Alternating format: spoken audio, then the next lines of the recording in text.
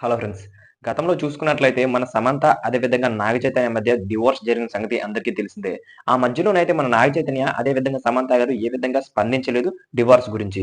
ఇప్పుడు మళ్ళీ ఆ విషయం రాజుకుంది. ఎందుకు అంటే అది కూడా శోభితతో పెళ్లి అయిపోయిన తర్వాత 'నాగ చైతన్యకి' మళ్ళీ ఇప్పుడైతే 'నాగ చైతన్య' అయితే స్పందించడం అయితే జరిగిందనమాట. ఒక ఇంటర్వ్యూలోని ఈ విధంగా చెప్పడం అయితే జరిగింది.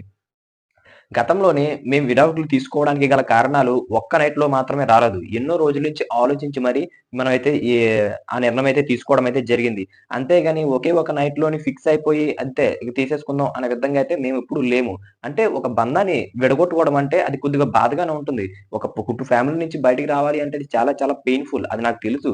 సో, నేనైతే కావాలని అయితే ఈ విధంగా అయితే చేయలేదు. అదే విధంగా ఒక రిలేషన్‌షిప్‌ని బ్రేక్ చేయాలి అంటే ఓన్లీ ఒక్క నైట్ మాత్రమే సరిపోదు. ఎన్నో రోజుల నుంచి ఆలోచించుకుంటూ వస్తేనే ఆ విధంగా అయితే కఠినమైన పరిస్థితులు ఎదుర్కోగలిగే శక్తి అయితే వస్తుందన్నమాట.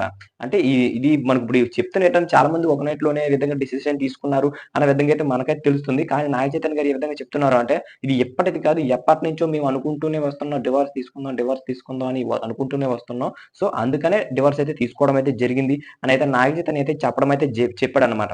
సో, ఇప్పుడు నాగ చైతన్య మొత్తం గూడా ఫ్యామిలీకి సంబంధించిన వారందరూ గూడా ఫ్యామిలీకి సంబంధించి కాదు. మన ఆడియన్స్ అంటే ఫ్యాన్స్. నాగ చైతన్య ఫ్యాన్స్.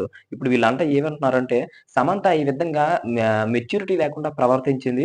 సమంతే గనక ఆలోచించి ఉండుంటే, ఒక విధంగా కొద్దిగా ఒక మెట్టు గాని వెనక్కి తగ్గుంటే ఖచ్చితంగా గూడా వీళ్ళిద్దరూ ఇప్పటికి గూడా కలిసి ఉండేవారు. అనే విధంగా అయితే మాట్లాడుతున్నారనమాట.